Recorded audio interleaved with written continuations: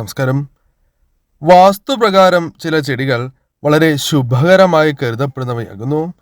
ഇവയുടെ സാന്നിധ്യത്താൽ തന്നെ വീടുകളിൽ വലിയ രീതിയിലുള്ള മാറ്റങ്ങൾ വരുത്തുവാൻ സാധിക്കും എന്നതാണ് വാസ്തവം. അത്തരത്തിൽ പ്രശസ്തമായ ഒരു സസ്യമാണ് മണി പ്ലാന്റ്. മണി പ്ലാന്റ് എന്ന പേര് സൂചിപ്പിക്കുന്നത് പോലെ തന്നെ സമ്പത്തുമായി ബന്ധപ്പെട്ട് പറയുന്നു എങ്കിലും അനേകം ഗുണഫലങ്ങൾ നൽകുന്ന സസ്യങ്ങളിൽ ഒന്ന് തന്നെയാണ് മണി പ്ലാന്റ്. അത്രമേൽ പ്രാധാന്യം മണി പ്ലാന്റിനുണ്ട്.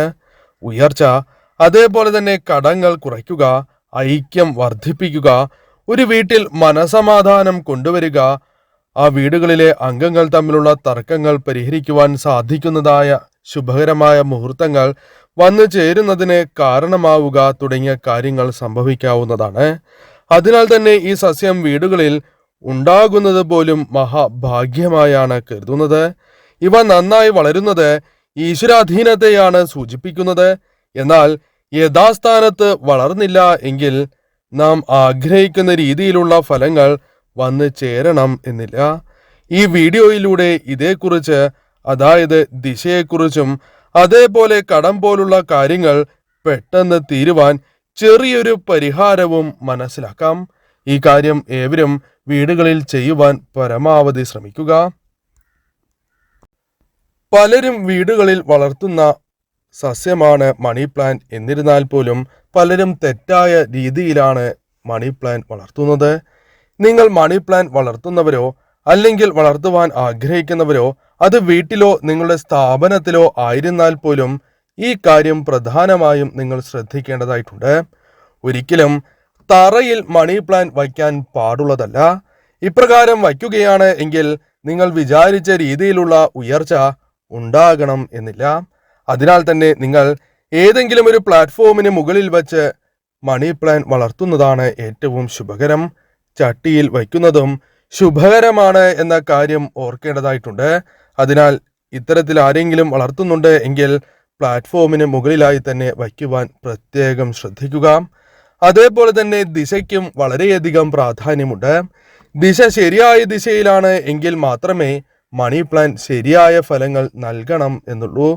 അതിനാൽ തന്നെ ഞാൻ ഈ പറയുന്ന ദിശ പ്രത്യേകം ഓർത്തിരിക്കുക. പടിഞ്ഞാറ് ദിശ ശുഭകരമാണ്, വളർത്താവുന്ന ശുഭകരമായ ഒരു ദിശ തന്നെയാകുന്നു. അതേപോലെ തന്നെ വടക്ക് ദിശയും ഏറ്റവും വിശേഷമാണ് എന്ന് തന്നെ പറയാം. ഇവിടെ വളർത്തുകയാണ് എങ്കിൽ തീർച്ചയായും ആ വീടുകൾക്ക് ഉയർച്ച വന്നു ചേരും. അതേപോലെ തന്നെ വടക്ക് കിഴക്ക് മൂലയും ഏറ്റവും ശുഭകരമായ മൂലയാണ് എന്ന് തന്നെ പറയാം. ഇവിടെ വളർത്തുകയാണ് എങ്കിൽ, പ്രത്യേകിച്ചും വീടിന്റെ ഉള്ളിൽ വടക്ക് കിഴക്കായി വയ്ക്കുകയാണ് എങ്കിൽ ആ വീടുകളിൽ സൗഭാഗ്യം തേടിയെത്തും എന്ന കാര്യം തീർച്ച തന്നെയാണ്. അതിനാൽ തീർച്ചയായും ഈ ദിശയും പരിഗണിക്കാവുന്നതാകുന്നു. ഇനി നാം ചെയ്യേണ്ട വളരെ വിശേഷപ്പെട്ട ഒരു പരിഹാരത്തെക്കുറിച്ചാണ് പറയുന്നത്.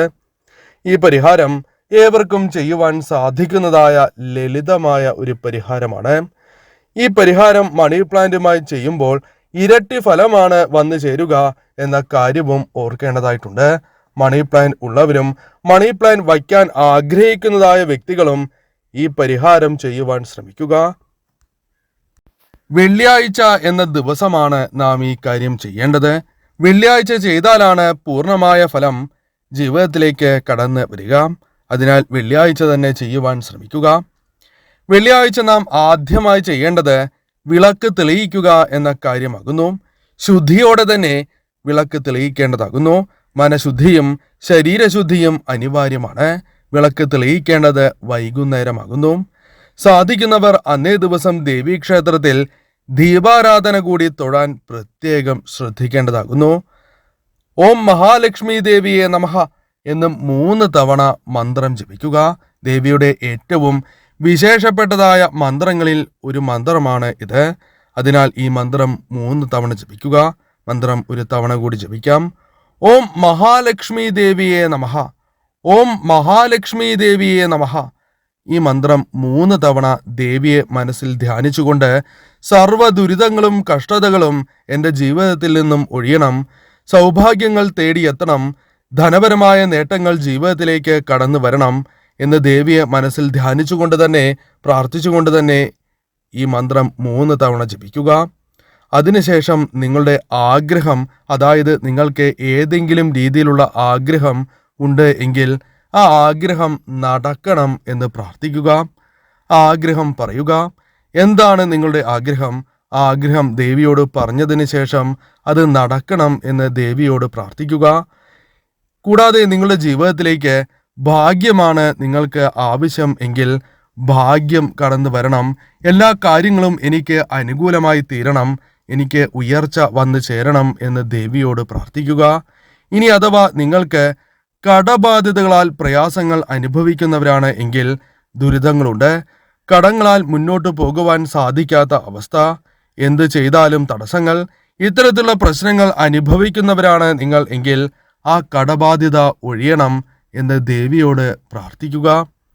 ഇനി പണമാണ് നിങ്ങൾക്ക് ആവശ്യം എന്നിരുന്നാൽ, അതായത് ധനപരമായ ഉയർച്ച നിങ്ങൾക്ക് ആവശ്യമായിട്ടുണ്ട് എങ്കിൽ ധനം കൈകളിലേക്ക് വന്നു ചേരണം, ധനപരമായ ഉയർച്ച വേഗത്തിലാകണം തുടങ്ങിയ കാര്യങ്ങൾ പ്രാർത്ഥിക്കുക.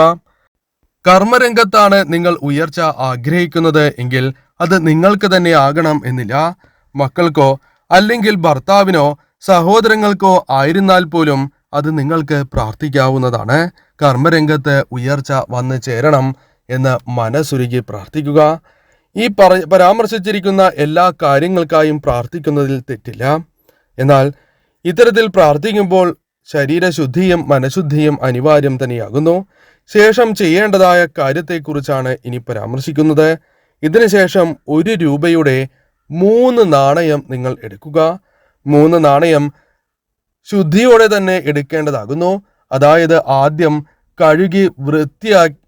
ഈ ഒരു പരിഹാരം ചെയ്താൽ മറ്റു ചില കാര്യങ്ങൾ നാം ശ്രദ്ധിക്കേണ്ടതായിട്ടുണ്ട്.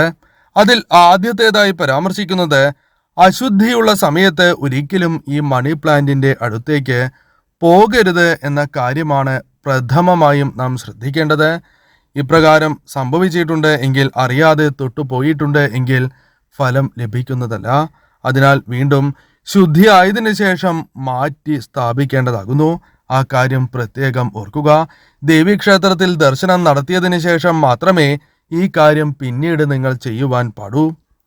അതേപോലെ തന്നെ മറ്റു വ്യക്തികൾ, അന്യരായ വ്യക്തികൾ ഇത്തരത്തിൽ കുഴിച്ചിട്ടതായ മണി പ്ലാന്റ് തൊടുന്നത് ശുഭകരമല്ല.